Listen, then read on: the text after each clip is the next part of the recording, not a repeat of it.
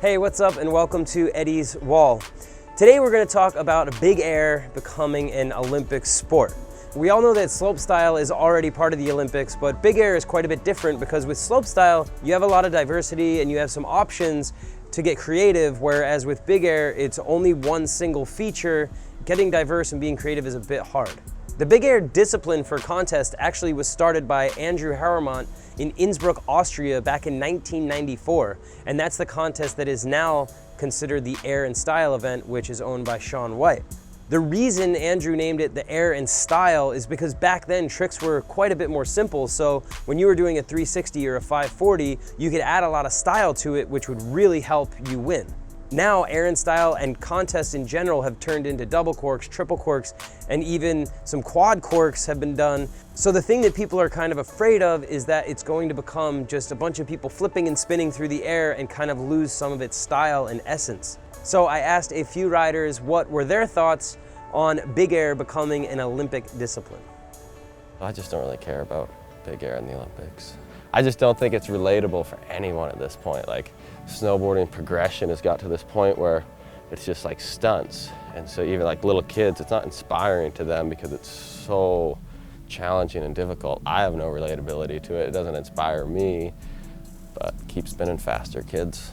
I think there's good dudes that are doing it, like Sage and a couple other dudes that I like to watch, but there's just no like longevity in it, almost in a way where it's not like, oh, that was a classic triple cork. Like you can be like, he's got a classic method, classic front three.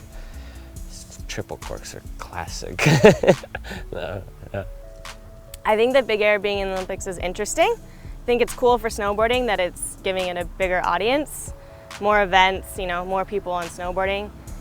It's a little concerning that it'll turn into like aerials, which is, just a bunch of people flipping and spinning that an onlooker doesn't really know what they're watching. So I hope the boys and girls can bring some style into it.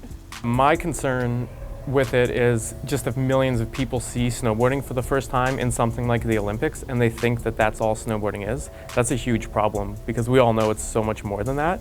I think it would be really cool if some of the networks profiled some of those big air riders and said, hey, this is what we do when we're not riding big air. Like, we shred POW, we ride hit runs. Snowboarding's a super fun thing to do because it just really is a poor representation of what snowboarding really is. So I think we can all agree that there are some plus sides and minus sides to having big air become a discipline in the Olympics. And let's start with some of the positive things. First off, it's gonna get snowboarding out there to more people. We all love snowboarding, it changed our lives, and I think it'd be selfish to kind of keep it to ourselves. So I think it's great that it's getting put out there more to the masses to where maybe some little kid in some random country is watching the Olympics who normally wouldn't have seen snowboarding, and now maybe he'll go out and try it. Secondly, snowboarding being in the Olympics as another discipline is going to help bring more money into the sport. And like it or not, it costs money to make snowboarding films, to make magazines, to make videos. And so the more money that comes into the industry, the more it's going to help these smaller brands, the more it's going to help everybody within the industry and just help us build it up stronger. Now, some of the downsides of snowboarding big air being in the Olympics is, as Gerhard said, a lot of people are gonna see this and not really understand what is going on. It's really difficult for even a snowboarder to understand what a triple cork 1620 is. I remember being a little kid and watching aerial skiing in the Olympics, and I didn't understand what the hell was going on with those guys, and it certainly didn't make me wanna go out and start skiing.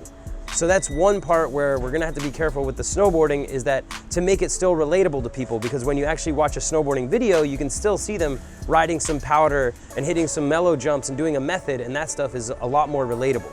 And as I'm saying all of this stuff, I also don't want to sound like I'm being negative towards the guys in the big air and in slopestyle. I mean, people like Mark McMorris, Ståle Sandbeck, Sage Kotzenberg, Yuki Kodono, I mean, these guys are gnarly. They're pushing the limits of snowboarding, but what we know is that these guys also go out and ride powder and film video parts and hit backcountry jumps and have fun and have a lot of style.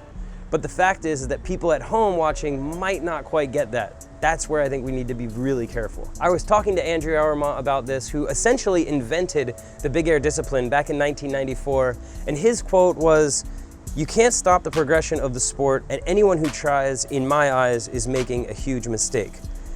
And I think that is a really good quote. And love it or hate it, that's the way that snowboarding big air is headed. There's tons of other types of snowboarding as well, so I wouldn't get too hung up on one particular scene. Let me know your thoughts on big air being in the Olympics. You can leave it in a comment on the TW Snow Facebook page or on my own personal Instagram @EddieWall using the hashtag EddiesWall. Thank you so much for watching, and we'll see you guys next week.